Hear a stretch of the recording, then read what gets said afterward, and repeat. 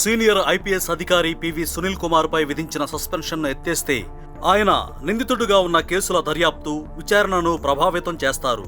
అంతేకాదు వాటి ఆధారాలు, సాక్ష్యాలు తారుమారు చేసే ప్రమాదముంది. అందుకే మరో 6 నెలల పాటు ఆయన సస్పెన్షన్ను పొడిగిస్తున్నట్లు ప్రభుత్వం ఉత్తర్వులు జారీ చేసింది. 2026 ఫిబ్రవరి 24 వరకు ఈ సస్పెన్షన్ అమల్లో ఉంటుంది. వైసీపీ హయాంలో సిఐడి చీఫ్గా, అగ్నిమాపక శాఖ డైరెక్టర్ జనరల్గా పనిచేసిన పివి సునీల్ కుమార్ రాష్ట్ర ప్రభుత్వం అనుమతి తీసుకోకుండా తరచూ విదేశీ పర్యటనలకు వెళ్లారు.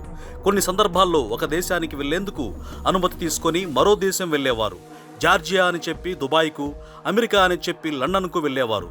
ఈ నేపథ్యంలో మార్చి 2న ప్రభుత్వం ఆయన్ను సస్పెండ్ చేసి దాన్ని ఆగస్టు 28 వరకు పొడిగించింది. గడువు ముగుస్తుండటంతో రివ్యూ కమిటీ తాజాగా సమావేశమై మరోసారి సస్పెన్షన్ను పొడిగించింది.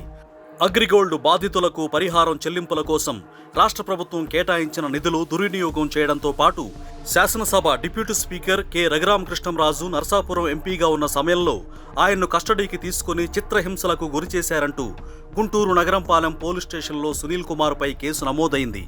ఈ కేసు దర్యాప్తు ఇంకా కొనసాగుతోంది. ఇటువంటి తరుణంలో సస్పెన్షన్ ఎత్తేస్తే సాక్ష్యాలను తారుమారు చేసే అవకాశం ఉందని రివ్యూ కమిటీ అభిప్రాయపడింది.